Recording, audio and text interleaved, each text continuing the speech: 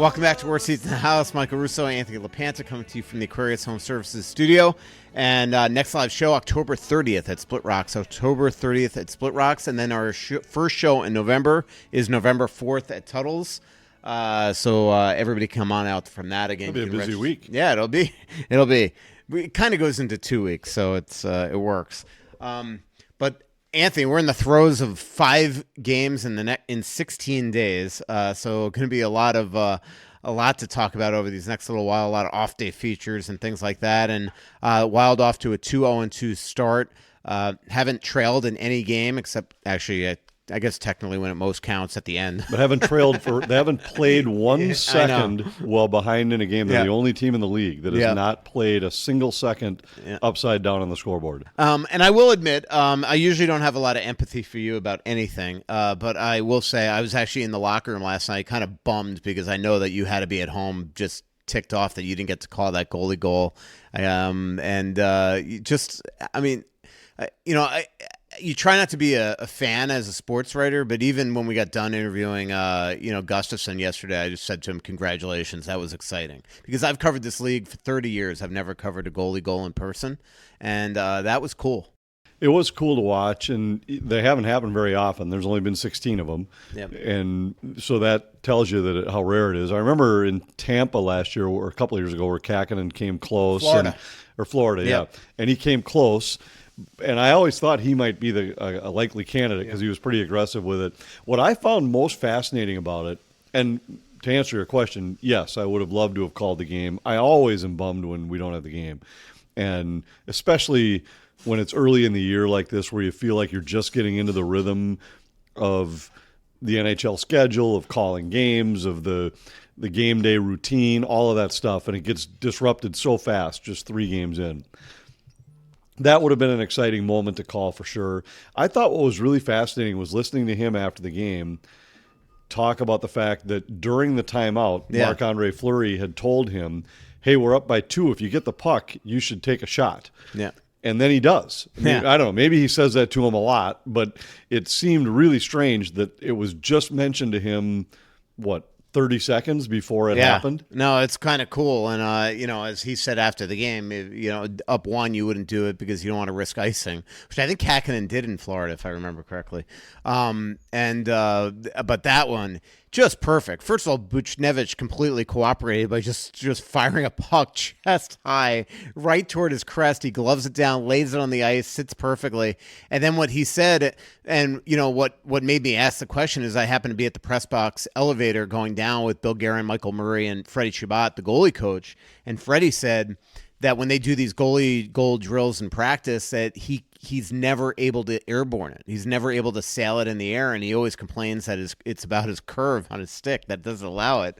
So I asked him about that after the game, and sure enough, that's what he said. He's like, it's never done that before. Like, get it, and it was perfect. The height of that puck was what you needed to get over everybody. And it was cool to watch the way the guys celebrated. Mm-hmm. They celebrated like they had won a Stanley Cup playoff game, and all it was an empty net goal, really. Jakob Lauko said that he didn't know if he was allowed to jump on the ice and join the pile, and so he didn't. I mean, he would have gotten a penalty with 8 seconds left in a 4-1 game. Who cares? But you leave the bench sometimes, you can get a suspension. So luckily he didn't do that. How about Gus going through the high five line on the bench like a normal goal scorer? And how proud Fleury was and all that stuff. So, but most importantly about Gustafsson, yes, he scored. He's improved their power play immensely last night. But what most is important is that he looks like a great goalie right now. Like, I don't even know. Like, you and I have talked about it a lot in training camp, how physically fit he looks and how much skinnier he looks than last year. But he took a picture after the game. Now all the fans can see it. Like, you can see it in his face. Yeah, he came back. He looks like he's like 20 years old. And whether it's that or not, he looks like a different goalie. And obviously a lot of game left, but to play, he's got a .948 save percentage, 166 goals against, steals them a point in Winnipeg, could have been 2. And, if he plays that Seattle game, they probably win it, let's be honest. And he's just off to a fantastic start. And, if you and I have talked about, that's what this team would need if they were going to get back into the playoffs.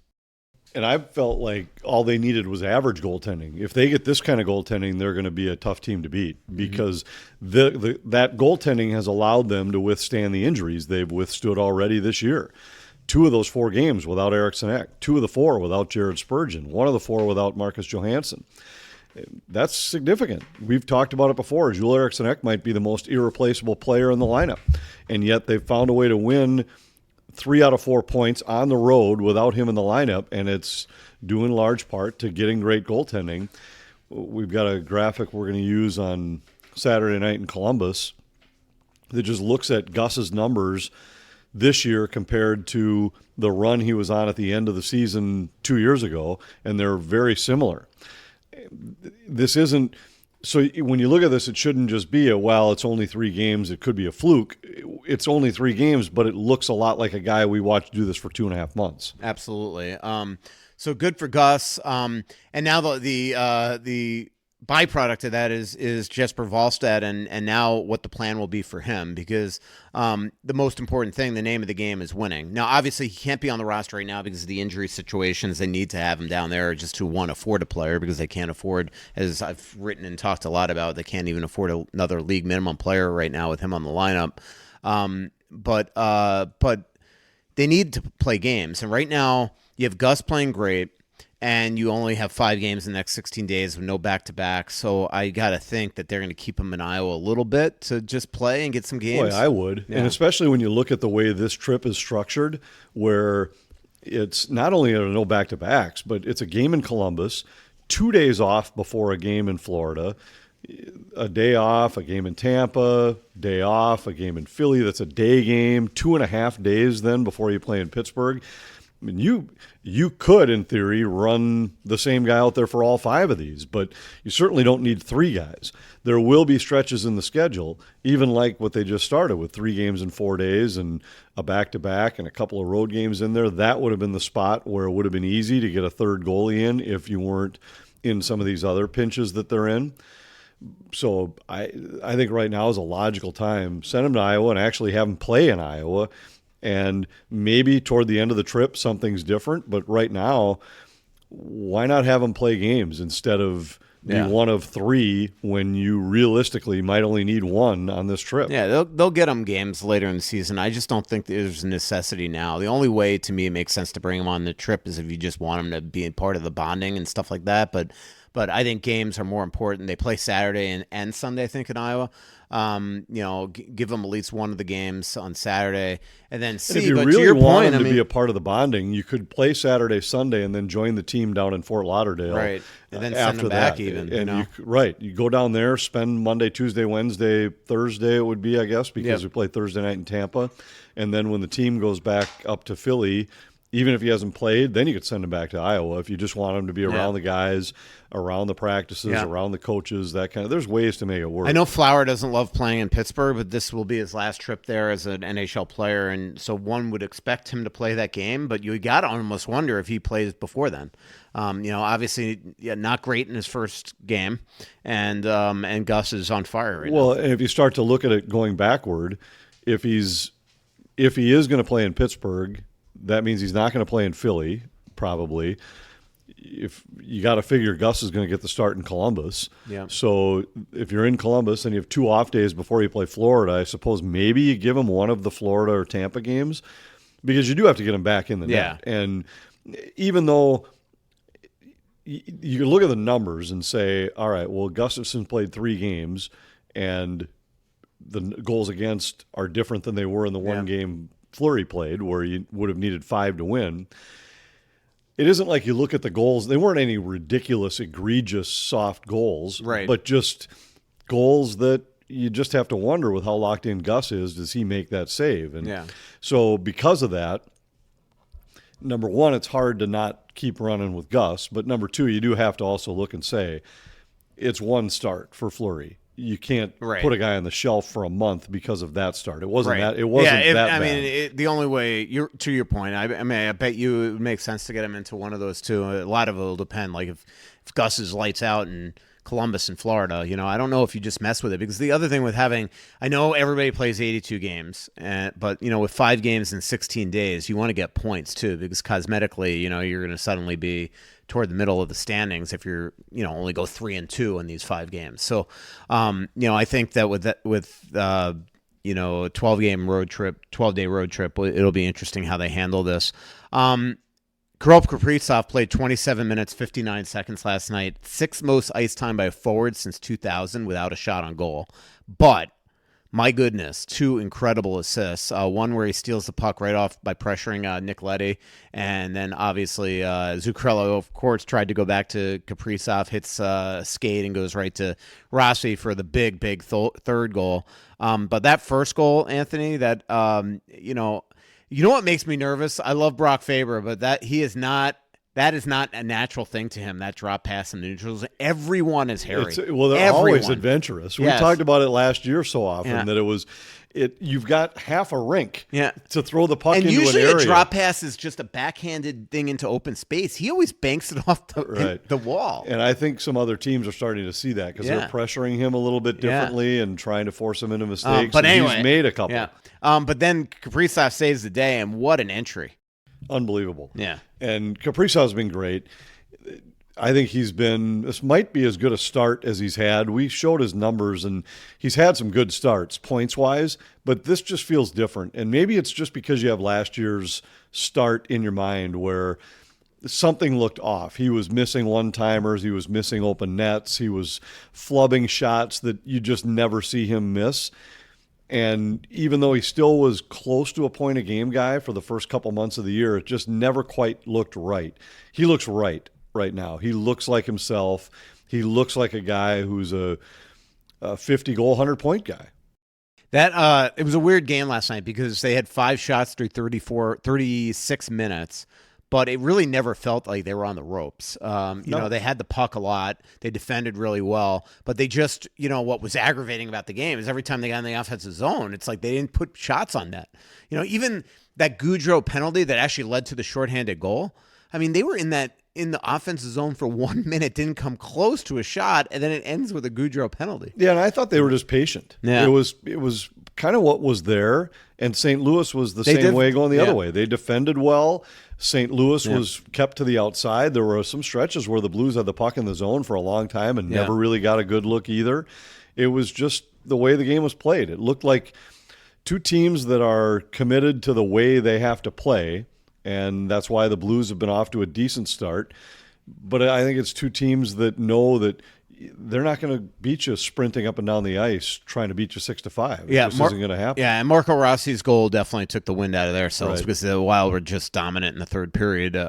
Just really took it to them. I was thinking about this after watching that goal, that Rossi's been quietly really effective in these 4 games. And I know that there are some plays where people look and they say, well, Rossi lost the puck battle or he didn't make that pass. But the bottom line is he's got 4 points right now. There's only Kaprizov and Boldy have more on the team, and they each have about 15 minutes of extra power play time than what Rossi has. And there's just something about guys that find ways to score when given opportunities. And right now he looks like that guy. And yes, he's playing with Kaprizov and Zuccarello, but there's also been some plays he's made, some really good stick plays in the slot, deflecting pucks, creating chances, and I think he's just been quietly effective, and I still think there's a lot more there. I think there's another level. I get the sense that he's just maybe a hair short of confident in himself sometimes, where it looks like he doesn't really want to try to make that play because he doesn't want to make the mistake, as opposed to just playing free and saying, I'm going to give this a shot because that guy over there is Kirill Kaprizov. And there's a chance where when you watch Kaprizov and Zuccarello play, there is zero hesitation about trying to make plays. And Kaprizov, I think it was the Seattle game, big part of the Wild offense, also had 6 giveaways in the game. He's not worried about it. Yeah. He knows that in order to make plays, you're going to have to take some chances. And I'm not saying they're okay with 6 giveaways every night, but Marco needs to probably find just a little bit more of that, a willingness to try something that might not work. He just seems a hair conservative to me right now. By the way, I always say that giveaways and takeaways are the most useless stats on an NHL game sheet, but it's clear that all off-ice officials have been told that this summer because they're all giving out now. If you give away the puck, it's on there. Right, but what I've always argued, and I actually brought this up at the NHL meeting to their stats guys one time, and I said, you know what would make the most sense is to go to the equivalent of an NBA model and call them turnovers. Yeah. And then sometimes it's a steal. Right. So it could be a turnover, and then sometimes it's also a takeaway. But not every turnover is a takeaway. But right now, I might give the puck away 6 times, but they score 4 of them takeaways for the other guy. I don't get penalized for that. Yeah. But they're all still turnovers. So I never have understood, and they just kind of looked at me like, well, that would be dumb. I said, well, explain to me what you're doing why. now is dumb. Right. I said, why is that dumb? Yeah. I turned the puck over 6 times, Yeah. but just because it was stolen from me 5 of the times, I don't get penalized for it. I said, that doesn't make any sense. And what would be a valuable stat then, for whether it be for an individual or a team, is how many times did you give away the puck? How many times did you turn the puck over? I don't care if it was a giveaway or a takeaway. Mm-hmm. My team had it. I had it. Now they do. That's bad for me. And if there was a stat that measured that, we could use it. I almost never use giveaways and takeaways on the broadcast just for that reason, other than sometimes I'll just do the math and add them together and say Wild with 6 giveaways, Kraken with 6 takeaways. So that's 12 turnovers. The other team has 4. Right. And now that's a valuable stat to me. Yeah. To finish on the way the game turned, the Wild at one point were being outshot in that game 18-5. They finished with a 28-27 shot deficit. So you know how from 36 minutes, from the last 24 minutes, it was a totally different game. Ryan Hartman, man, as he beat up, took this high stick to the nose. He was also in the locker room at parts in the second period dealing with something. I won't say what it is, but it was clear to me when he kind of geared down yesterday when we talked to him. So he's playing hurt right now. But 2 goals, drawn 8 power play minutes, and most importantly, 0 PIMs this year, 4 games. Yeah, I think he's been good. He's another guy that I still think there's more there. But the play he made on the power play that's why he's a valuable part of this club. And we saw it in the Seattle game. Jules Eriksson Ek went out with an injury. He's the guy that comes up from the bottom 6 to play that second-line center role. And that's one of the things that we've talked about so many times during the summer and early in the fall, is that the way this team is structured this year, you have a little bit more – sometimes it's internal competition. Sometimes it's just options with guys that are legitimate options to move up or down your lineup. And in that case, right in the middle of a game, you're not – pushing guys that aren't capable of playing in that role into that spot. Instead, now you're throwing Ryan Hartman in there, and he was great late in that game against Seattle. Yeah, and he, remember he had 7 goals in his first 11 last year. He had the hat trick, and he was pretty much like the only guy scoring early last season.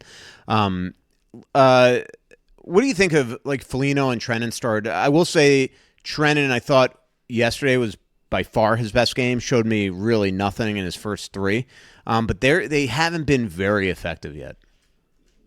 Like my 500 hits bold prediction, not very confident. Yeah, they haven't been as big a part of the team as I think they would have liked. But now let's remember, 2.5 games they didn't play with Ryan Hartman, who was expected to be their center. Husnudinov has been just fine there. Yeah. And in fact brings a dynamic to the line that is different. But I thought, and I suppose it's way too early to say thought, meaning like that it was off, because it still could happen, that we could see that line becoming a little bit of an identity line for the Wild, a game-changing line, a momentum-changing line. But they haven't really had it. They haven't needed it yet. There hasn't been a game where they've been upside down by a couple goals, where they needed that line to go out and change the way the game was flowing. Mm-hmm. So maybe we'll see it at that spot. Because they haven't been bad. It's not like they've been getting lit up every night. They just haven't really brought much. And when you're in games that they've been in, the score dictates sometimes how physical you are. How much your team has the puck dictates whether or not you're physical. And in fact, it was in the Seattle game where there was an example of them ending a shift in the offensive zone that led directly to the offensive zone faceoff for the Kaprizov-Rossi-Zuccarello line that led to a goal. And those are some of those things that sometimes get overlooked is why did those guys get the offensive zone start? It was because of a great shift by the Foligno-Trennan line that gave him an offensive zone faceoff. Yep. When we come back, I want to talk to you about the Jared Spurgeon injury, Eriksson Ek. I want to talk to you about Ogren and Damon Hunt. But tell us a little bit about Feller's Ranch. Well, I'm excited about Feller's Ranch because tomorrow night we've got both the boys coming home. They're coming home for one of your all-time favorite, John Waters' wedding. I wonder if he'll, during the ceremony sometime, give his 50 rules of manhood or whatever it was that he shared with us by the bonfire that one night. We're going to have to dust those off one of these days. Yeah, that was years and years ago. Years ago. Anyway, he's getting married, so the boys are both coming home. And so I called the guys at Feller's to say, we're going to have a family dinner. So they're bringing up some bone-in ribeyes for us tomorrow that we haven't tried before. So this will be our first crack at those. I'm really excited about it.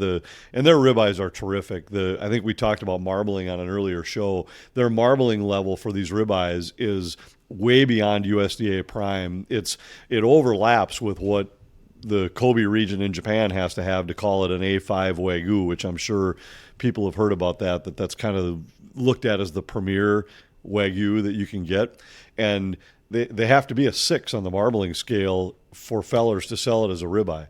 So I'm really looking forward to these. We'll report back on next week's show, but I'm excited about it. That's our dinner tomorrow night. Yeah, that's awesome. And where can you get Feller's Ranch again? You go to fellersranch.com. Their trucks are in the cities a couple days a week. There's a few stores in town that carry them as well, a couple restaurants where you can get their stuff. But if you go to fellersranch.com, they'll arrange for it. They'll deliver right to your house. It's unbelievable. Best steaks you'll have. All right, welcome back to Worst Seats in the House. Michael Russo, Anthony LaPanta. Next live show is October 30th at SplitRock. That's the day we get back from Pittsburgh. Day I get back. You get back sort of the night before in the wee hours of the morning. I have to get my shingles shot that day. Ugh. What if I... Why, do you have shingles? No, but you're supposed to get it at 50. Oh, I wonder. You know what? I had shingles during COVID. I wonder if that was because I turned 50 probably during COVID. Yeah, you're supposed to get shingle shots. Huh. Two of them, a month apart or something. So really? hopefully I'm not I tell you what, breaking out suck. in hives or something. So that's if you get it, it sucks. One of our other friends, I won't say who because he probably wouldn't like us talking about his medical maladies. One of our other good friends that does come on a couple of Europe trips that has 3 sons. He had shingles, and it looked like actually, it was his shingles that made me think, I got to go get shingles. Yeah, I didn't even know what shingles was. Yeah, it's basically chicken. Like it's if you like had, chicken pox. It's like in your exactly. system or And it was funny because I remember this was during COVID, so I did a virtual. It was my first ever virtual doctor's appointment, and so I'm on like essentially FaceTime with the nurse or doctor, and I start describing my symptoms, and you know how you can just tell that a doctor already knows what it is when you're about 4 sentences into your description. Mm-hmm. And she starts saying, so you've got this, you've got this, you've got this, it looks like this. And I said, yeah, that's pretty much it. And she says, would you mind like just showing me with your camera, like take a picture of it? So I show her it was on one side, and she says, yep, that's shingles. And I was like, shingles? Like, what the? Like, I had no idea what it was. Yeah. And so I think I told you the story. So I got a couple prescriptions. One was oral, and then one was like a cream that you put on. Right. And I think it was the next day, we were calling Wild games from an empty arena at that time. When they were on the road, we would just do the game from an empty arena off of a monitor. Right. And when they were home, then there were no fans, but we were at the arena. So I went to the gym. I put this cream on, and I start putting my shirt on, and I am on fire. It's like I've burned, like somebody's got a frying pan and they're pressing it on my side. So I'm driving to the rink, and I'm literally taking my shirt off because my skin temp it felt like it was like 150 degrees. Wow. And you never told me this story. No, and so I'm getting to the game, and as I'm driving, I call the doctor because I was like, what in the world? Like, I think this is the cream. She said, no, that doesn't make sense. And she said, you might want to just try throwing some ice on it. I said, well, no, of course, like, I got to put ice on it because otherwise I feel like my shirt's going to start on fire. And so I get done, and then I thought, all right, maybe it was because I had just showered or something. So I'll try it one more time tomorrow. And so I did it again and had the same. I was like, forget this. I threw the cream away, never used it again. And when I got my follow-up like 2 weeks later to say, yeah, do you still have shingles? And I said, no, but that cream sucked. And she said, oh yeah, some people have an allergic reaction to it. I was like, well, why didn't you tell me that when I put it on the first time? That is funny. Yeah, I would not want it, so I'm getting that shot, but we'll see what it does to me for that show. If I'm a little loopy, that's why.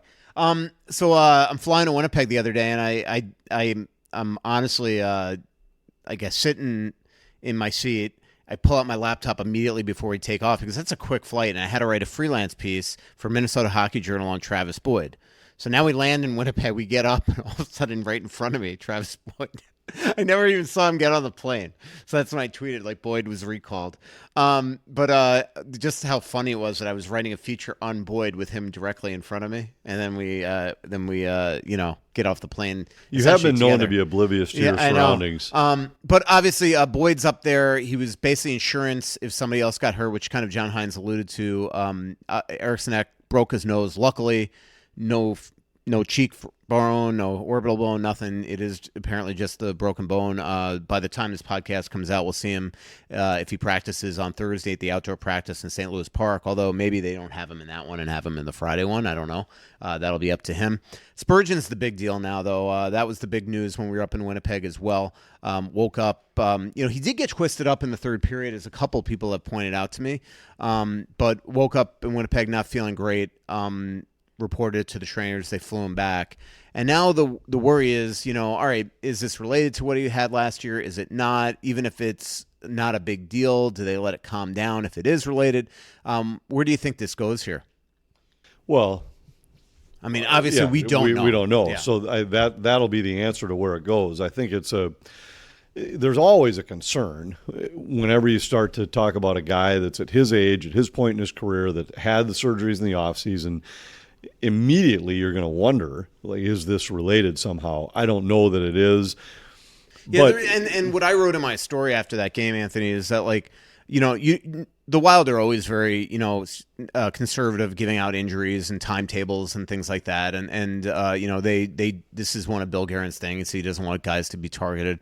But in this case, because of the context of what happened last year, you would think it would be easy for them to just say, look, it's not related to last year. And the fact that they haven't said, no, it's just a groin, it's bum toe or whatever, I mean? I wonder if it's just that they truly don't know yet. Yeah, because he did go with the team to Winnipeg, so it wasn't like they knew something after the game was over at home against Seattle. Mm-hmm. And I think they have to. They're probably still trying to find the answers. So we'll find out more. Yeah, but it's for sure concerning, only because you're 2 games into the year, and all of a sudden you're dealing with this again, and you're talking about a guy who played 16 games last year. Yeah.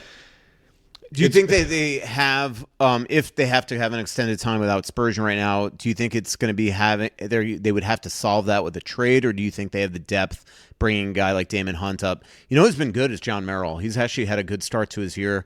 But you got Bogosian, you got Middleton, you got Faber, you got Brodin, you got Chisholm, and you got Damon Hunt. Do you think that's good enough? Yeah, I think you start with those 7, mm-hmm. and I think Damon Hunt looks like a guy that's worthy of a long look, and that'll answer the question. Does he prove that he can be that guy? Because I think without Spurgeon, Declan Chisholm has to be in the lineup because he runs your second power play. I don't know who else would run it. Right. So, yeah, I mean, we've seen Broads on it, but he's not a point guy. No, and Chisholm, if Spurgeon's in the lineup, you could conceivably scratch Chisholm, as they showed. Mm-hmm. But without Spurgeon, I think Chisholm has to play. So now you become Hunt or Merrill, really, is your question. But as we've seen in this league, you have to have 7 defensemen, and the good teams have 8. Right. And this is why. Yeah. Hopefully this is something simple for Spurge. And you do sometimes as a sports writer, you don't want to get ahead of it and start, making other people panic and overreact. But because, sometimes you got to read the tea leaves and you got the impression that they were holding their breath. You just know that it's a bit of a concern here. So we'll see if we get any tangible update this week. That Winnipeg game was tough to watch. They ground out a point though because of Gustavsson. Huzadinov was about the only guy going in that game that was good. But man, were there some tired players. Like we said it. I wrote it the night before that I thought that the way that Seattle game turned from a potential relaxing win to a helter-skelter back and forth affair, physical, up tempo. You saw at one point in overtime, Kaprizov barely get to the bench. In fact, I think there was an offside in the play because he couldn't get to the bench. It had the lasting impressions the next day. Like the after effect was guys that couldn't make plays, tiredness, and Matt Boldy, man, that was as tough a game as I've ever seen him play. And yet he ended up with a chance on his stick right at the end that could have won it right at the end of regulation. And so that's kind of what those guys are capable of doing. Mm-hmm. But yeah, I thought the whole team looked tired and off. And when you're tired, the inability to make plays cleanly makes you look even more slower than you really are. Yeah. And I thought that was the case all night. They couldn't complete a pass. Yeah. But you just knew that Boldy was exhausted. Like that play with 30 seconds left when it was 45 seconds left to ish. Faber held the puck behind his net for 15, gave a soft, easy pass to Boldy. For him, the hope was to skate it to the red line and dump it. And instead he sent like a cross, like left wing to right wing pass, like 6 feet high that was turned over. Then Connor went straight up Main Street. I thought he was going to score. Gus made an unbelievable save. And then, again, a tired mistake. Middleton goes to the bench, changes for Bogosian. Bogosian comes on, and if he doesn't hold that Mark Scheifele's stick, that game ends in regulation. Game's over, right. So it was a good penalty. It was a good penalty. Cost him a point in overtime, but they would have cost him 2 points if he didn't do it. And I just think But that's all, again, because, Bolds. It was, and there was. I think there's some different reasons for it when you talk about the fatigue. Number one is back-to-back for Minnesota with travel across the border and a 22-hour. You got into your bed at 2 a.m. that day, right? At the earliest. Yeah. And it was a 22-hour turnover, which didn't make much sense to me. If you knew you were going to play at 5 the next day, I'm not sure why you had to play at 7. Yeah, like in that's St. something. Paul The the way night that I before. understand it, because as you told me, this was not a TV thing. No. So if that's the case, the Wild had every right to move that game to 1 o'clock, 3 o'clock, 5 o'clock. They are the ones that chose to keep it at 7. So it was bizarre to me that there was so much kind of talking about the 22 hours. And at the same time, I'm a little surprised the league allows Winnipeg to start at 5. Right. If the team you're playing is coming from out of town and border crossing, all that stuff, which it's not. The border crossing into Canada doesn't add a ton of time, but it does add a little bit. And you've been off for a couple days. It just seems like play the game at 7. Mm-hmm.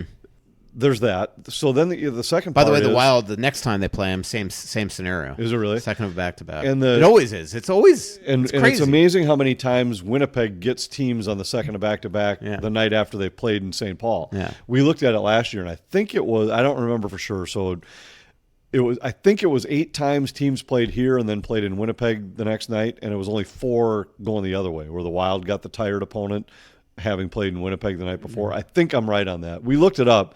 I don't remember if it was last year or the year before. Whatever year we looked it up, it was double.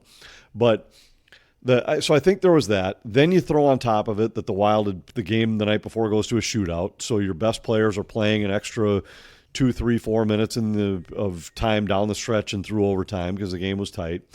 Then you throw on top of it that you lose Jules Eriksson, who plays as many minutes as almost any of your forwards, and Jared Spurgeon, who plays almost as much as any of your defensemen, and you have to replace those minutes.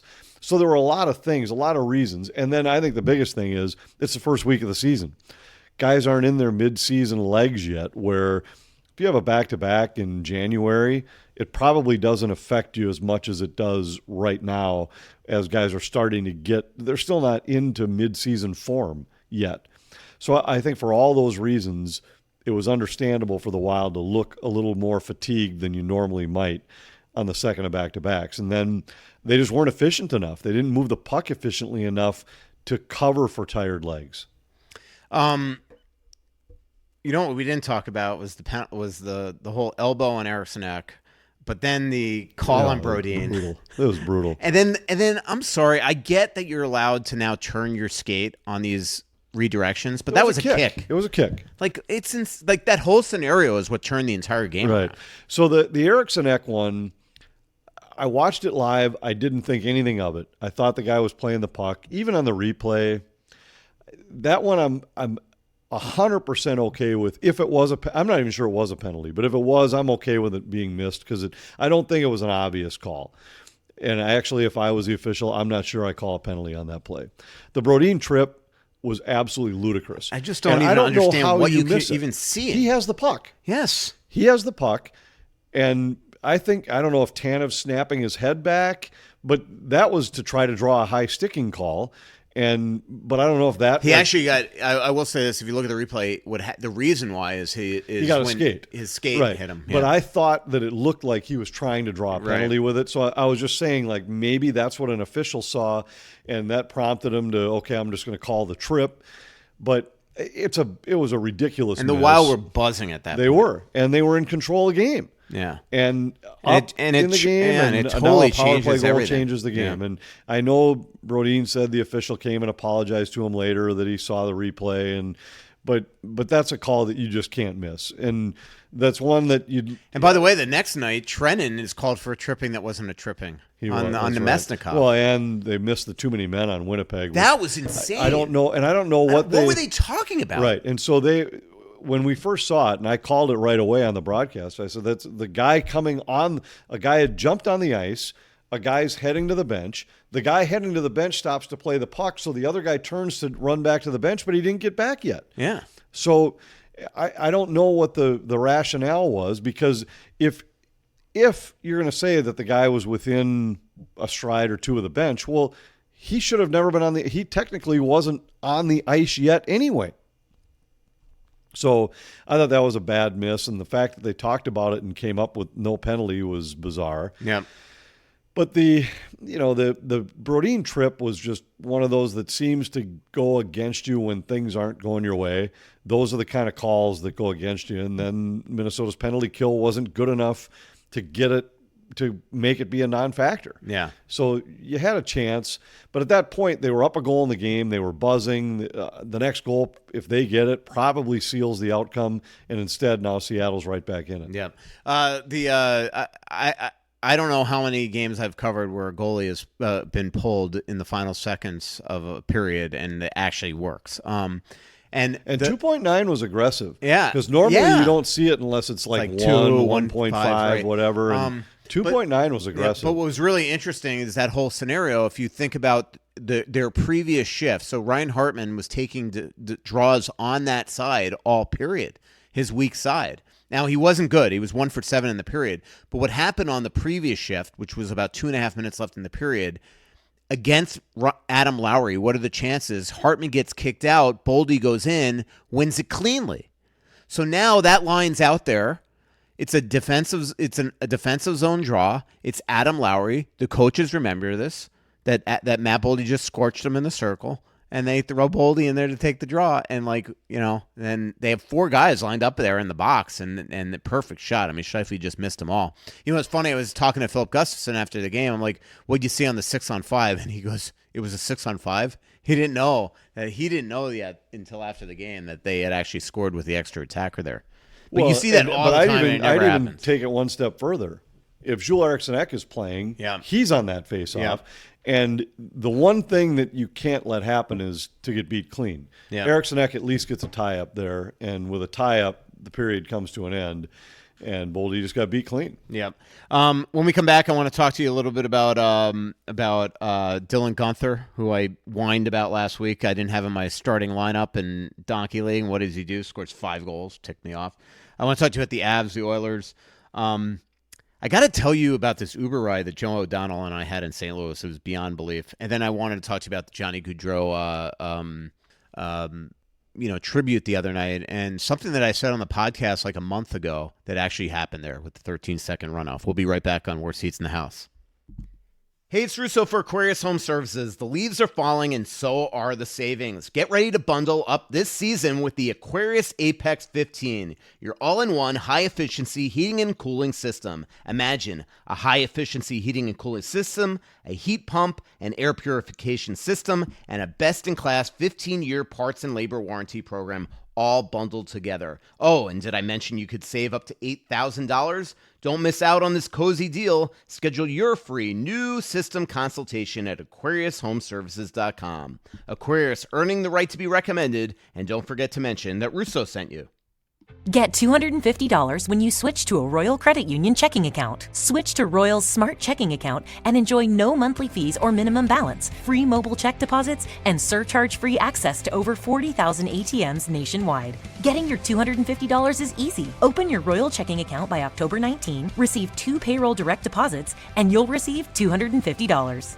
See details and open your account today at rcu.org/checking bonus. Insured by NCUA. All right, welcome back to Worst Seats in the House. Mike Russo, Anthony LaPanta. October 30th at SplitRock's our next live show. Then November 4th at Tuttle's will be our show after that. We are probably doing one other live show in November. It's just up in the air whether Anthony will be there as my co-host or we'll have somebody else. So stay tuned to that on this podcast and also our social media. And by our social media, I mean mine that Anthony won't see. I might see it if you text me and tell me to look at it. Yeah, exactly. You know, something else that happened on that funny flight, that flight to Winnipeg when I wrote the Travis Boyd story. So I think I tweeted about it the night before that Justin Falk is now scouting for the Buffalo Sabres, the Wild's Justin Falk. And yeah, I saw him in St. Paul at the Seattle game. And so he was on my flight to Winnipeg the next day, and he actually lives up there, but he was scouting the Jets Wild that night too. And so then I felt like I was taking him under my wing as we were waiting for our flight. I was giving him all the tips of travel because he hasn't done that. So I'm telling you, stay at Marriott's. Here's what you do: stick with these airlines. This is how you get yourself upgraded. So it's kind of funny. I was telling him the best seats on planes to sit at for somebody as tall as him. Because remember, he's a monster. He is a monster. Do you want to know what his claim to fame is? What?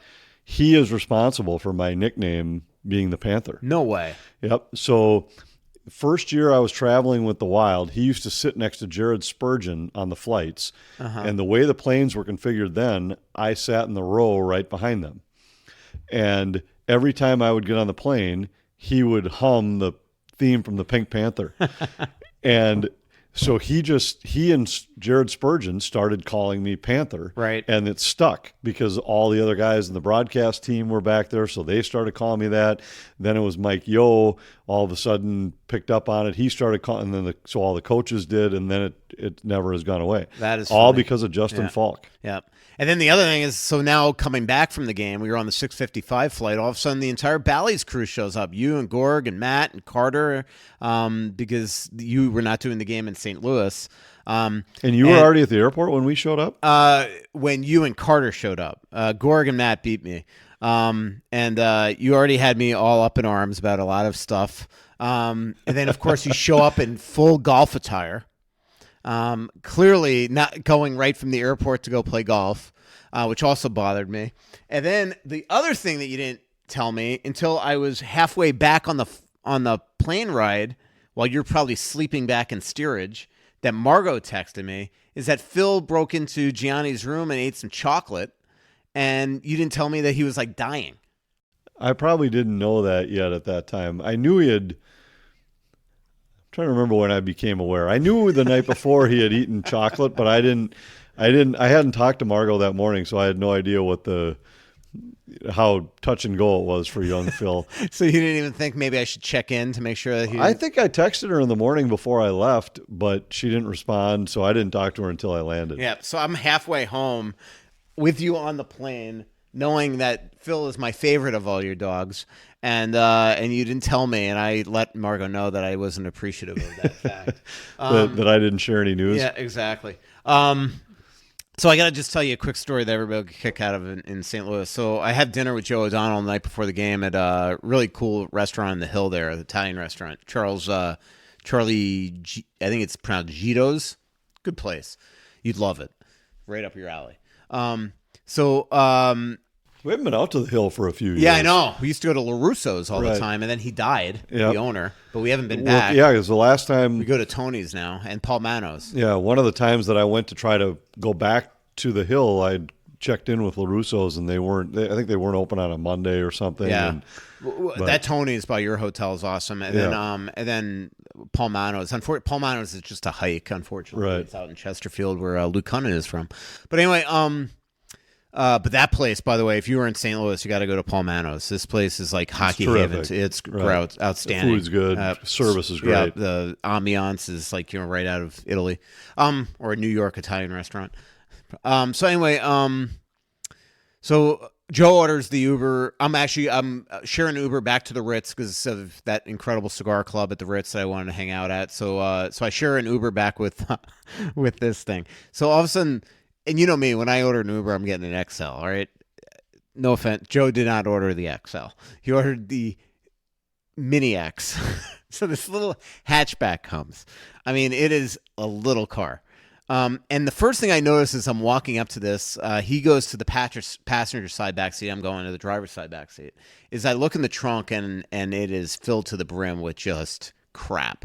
We're talking like just food and it's just random bags of this and open this and all that.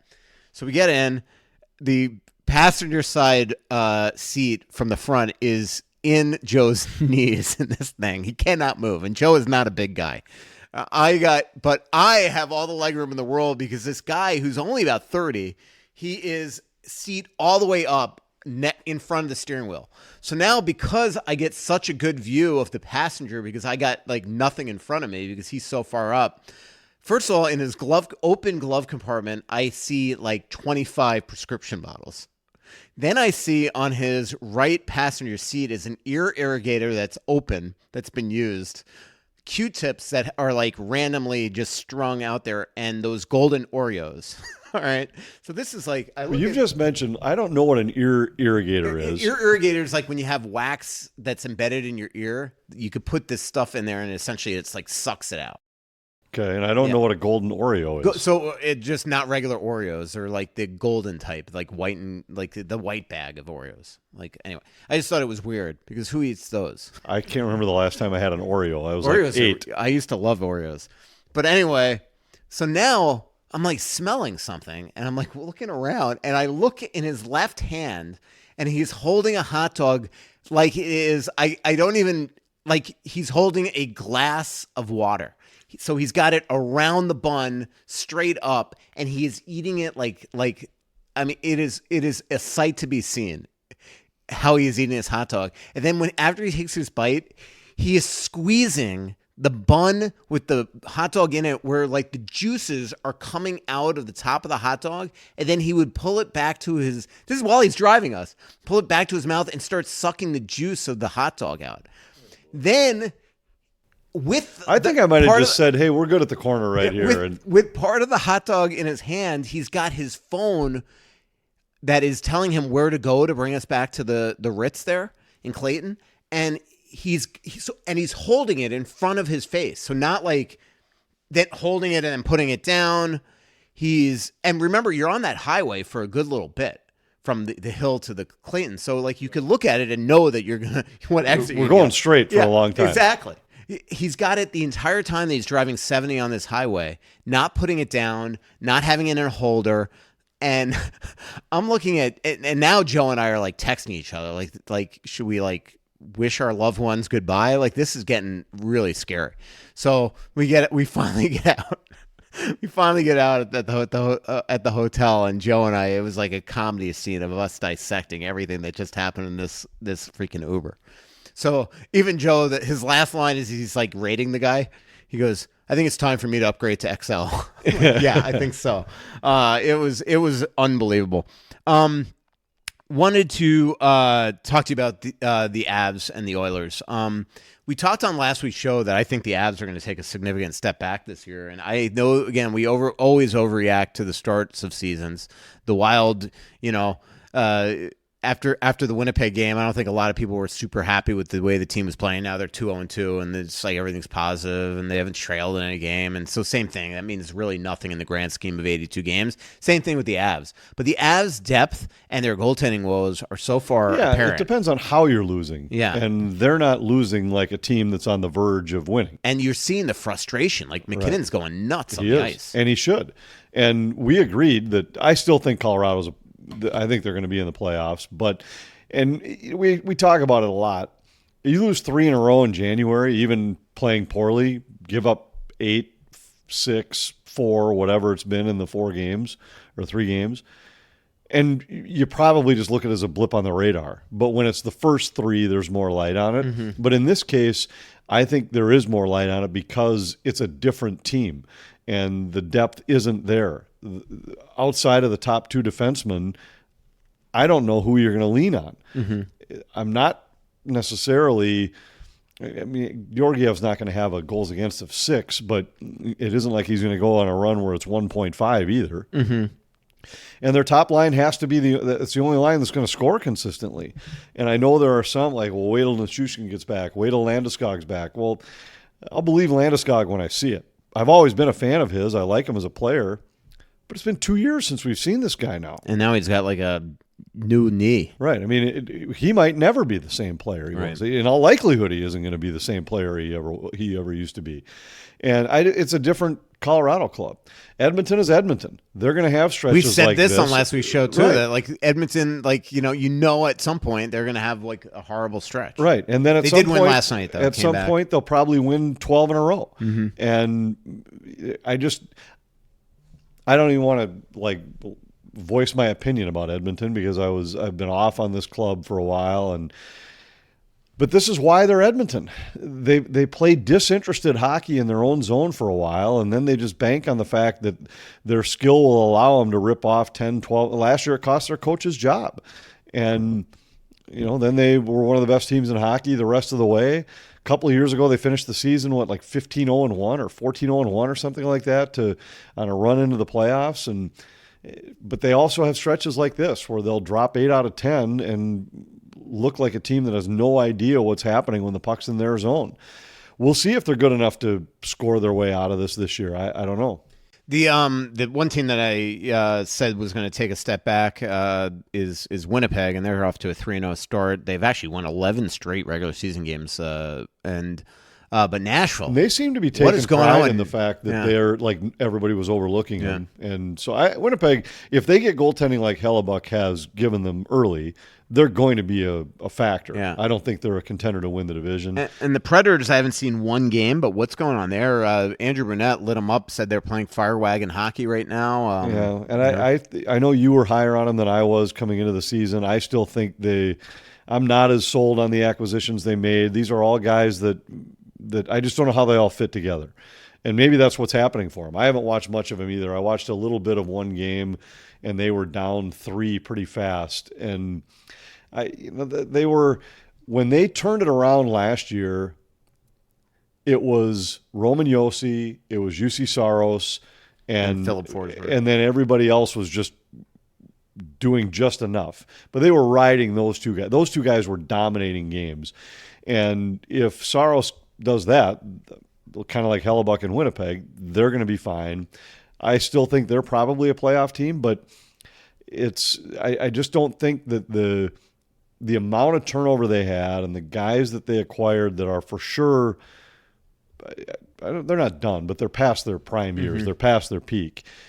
And these aren't the guys that can carry it when everything else goes haywire. So I think we'll probably see a team that gets back to the basics, and I don't think they're not going to finish at the bottom of the division. But I just wasn't quite as sold on some of the additions they made as a lot of other people were. Did you watch the Johnny Gaudreau ceremony and tribute yesterday? That was pretty cool. Yeah, so absolutely incredible, first class. Guy Gaudreau, the dad, on the ice the day before with Dean Evison, and then they have an incredible tribute with Sean Monahan holding one of Johnny's kids. And if you read my story on Dean Evison last week, Johnny's house outside of Columbus is right into the backyard of Boone Jenner, right a couple doors down is Meredith and Johnny Gaudreau and the family. So he is still going to get to really be, as long as the Gaudreaus stay there, remember, Sean basically signed there to raise his kids with Johnny. And so really touching scene. But then it was so well done. The 13-second runoff where they have no left wing and they just drop the puck. The Florida Panthers player passes the puck to Sam Bennett. Bennett puts it right in where Gaudreau should be standing, and then Sean Monahan staring at where his buddy should be. and everybody just applauding and chanting Johnny Hockey. They showed Dean Evison on the bench, and we know that he's not the most emotional guy from that standpoint. He's bawling, crying. Really incredible. And if you listened a month ago when I got back from one of our pods, when I got back from the NHL media tour, I brought up the fact that there was a player there that actually had the idea of, when they were asking players essentially, how do you think that we should honor Johnny at the beginning of the year? He came up with the idea of every game in the NHL having the first 13 seconds running off, and to honor Johnny, and nobody does anything. And they didn't do it obviously for the other games, but then they surprise everybody and do it for the game the other night, and it was perfectly executed. And that player was Quinn Hughes, that made had the original idea to do this. I thought it was great. I thought it was really well done. I actually saw the ceremony in Calgary too, and that one was terrific, where they had a video and his parents both spoke, and it was really touching. He was such a huge part of the community in Calgary while he was up there. And I mean, it's hard to put into words what kind of a tragedy this really is. And we've wondered about it throughout training camp, throughout the fall, how it would affect this Columbus team. And there are going to be moments where I'm sure these guys it's going to hit, you know what grief is like. It just hits you at weird times, and there's nothing you can do about it. And I think it's going to be a season filled with that. For Dean told me in that story that he was turning the corner one day during training camp, and he just saw a guy crying, and he went up to him, and he was just crying, and then he was consoling this guy. I mean, that's what it's going to be like. His jersey's going to be in the locker room, at home, and anywhere that his jersey would be on the road. And we'll be there on Saturday to see that number 13 in the rafters. And they're already up against it. They got Boone Jenner out for a long time. They just lost Eric Goodbranson against the Florida Panthers, and now Elvis Merzlikins has an upper body injury as well. So the Wild, even though we saw that team play the Wild competitively opening night, and they got a lot of really young kids, and Kent Johnson and Cole Sillinger, and they're a big team as well, a lot of skill, Fantilli. Clearly, the Wild are going to have the advantage that night when you have that many guys out of the lineup. Yeah, they should, and it'll be emotional again. It's early enough in the season where those early home games, and Columbus always plays hard. Yep. They always play hard at home, so it ain't going to be easy. But the Wild, it's a game the Wild should win. Yeah. Let's take a couple Twitter questions, and then we'll wrap up the show. We all talk about Brock Besser next. This is Hockey Guy 33. Might be your brother. We all talk about Brock Besser next July 1st when we finally have Christmas. That's a Craig Leopold line. But with Europe on his way and Ogren playing better, should we be considering the other Brock beforehand, Brock Nelson, if they don't re-sign, of course?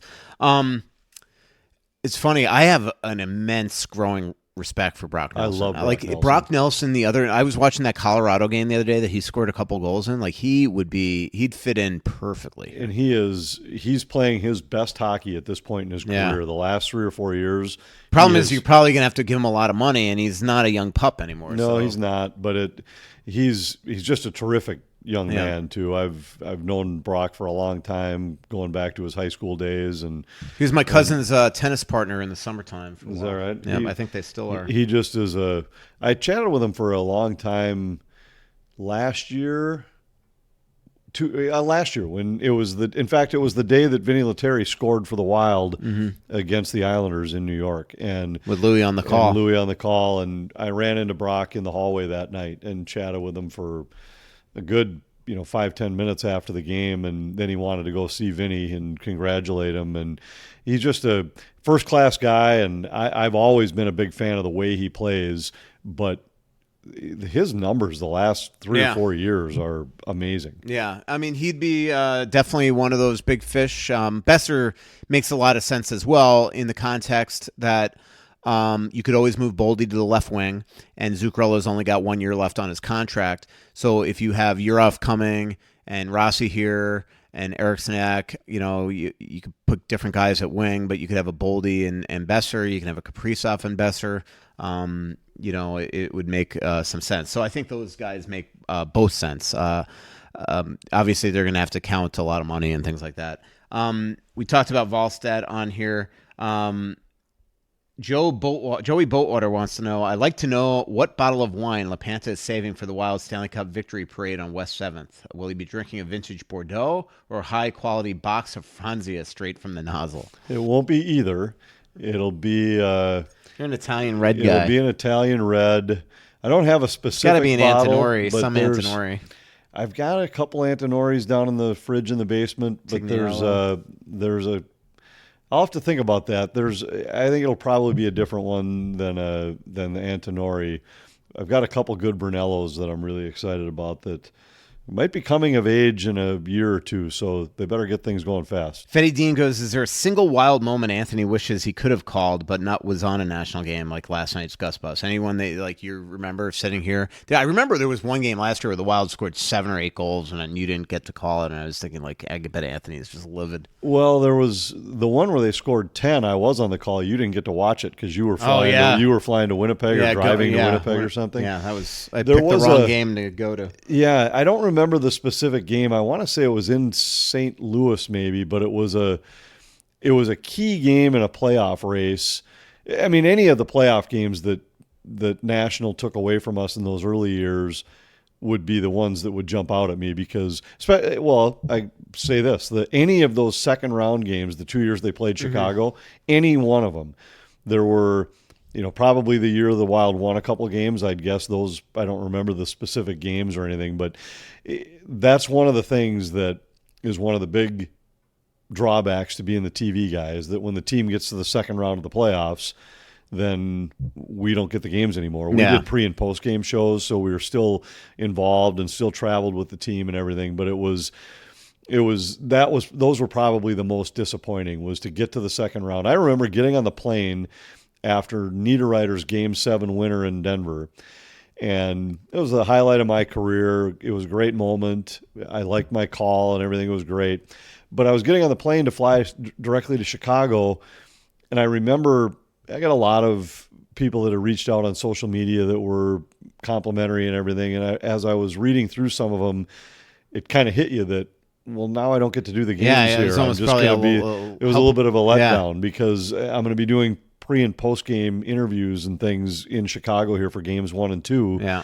It's cool that the Wild won. I'm going to be great that I'm at the rink, but boy, I sure would rather be calling the game. Yeah. Last question of the show. It's like a little quick 5-parter. Kevin Lawless goes, how do you think the new guys are doing? Lauko, Trennan, Ogren, Huzandinov, and Hunt. Let's go quickly one by one. Lauko, I thought, was slow start after a great preseason, but man, huge goal last night. What a great shorthanded goal. He's been good. He's done exactly what they wanted. Trennan has not shown me a lot, even in the preseason. But as Bill Guerin always says, big guys take longer to get going. Let's hope that is the case because, man, does he look plodding. Yeah. But last night, I thought it was his best game. I thought he was, and I thought he had moments in the Seattle game too, late in the game. I thought that line was good in the third period. I had a sit-down interview with him between the first and second game, I think, and so I have this story just sitting, waiting to be written, but it is like a fluff piece. It's like an introductory personality profile on him. So I need him to do something. So last night during the game, I'm sitting next to Steer McClellan. I'm like, Trennan gets an assist on a goal. The feature's coming tomorrow. Just on the ice for a goal. Yeah, it's just funny. Ogren, really not very good in Winnipeg. He admitted it. I thought much better last night. I thought he was decent. He still hasn't shown much. Just the fact that he didn't do anything wrong really last night, but he certainly didn't do anything that wowed you either. And this is a guy who was on the sidelines for the first couple of games of the year, so you got to give him a little bit of time. He might get an opportunity here over the next few games, assuming or depending on what happens with some of these other injuries. But as we've talked throughout, these are the spots where if you're that guy, you got to take advantage of it, and you've got to show something that makes yourself impossible to pull from the lineup. Huzandinov, last 2 games, really good. I mean, he was their best player in Winnipeg. His speed has been more of a factor this year than what we saw last year, and he's made a couple plays. Yeah, I think some big draws. I think that fourth line has a chance to be a really good fourth line with a little bit of speed.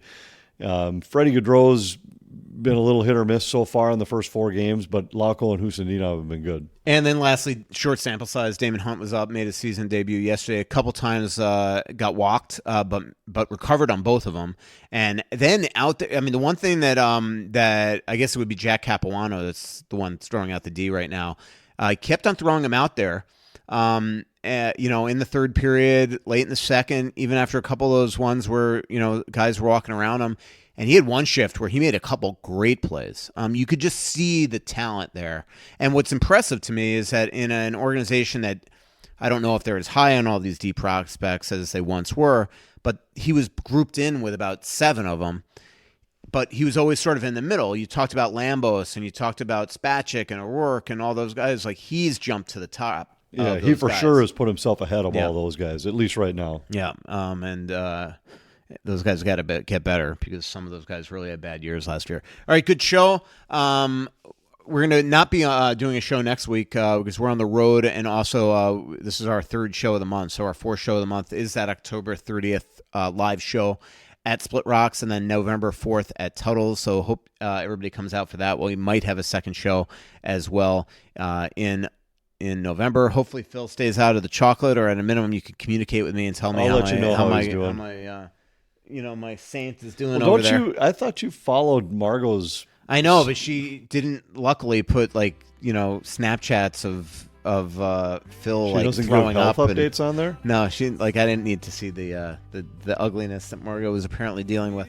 All right, thanks for joining us in the Aquarius Home Services studio. Thanks to Aquarius Home Services, your local authorized dealer for Connecticut water treatment systems. You can get anything there as well, heating, cooling, all that. Have them come out to your house. Royal Credit Union and Feller's Ranch. Talk to you October 30th, everybody. So much coming out, there's nothing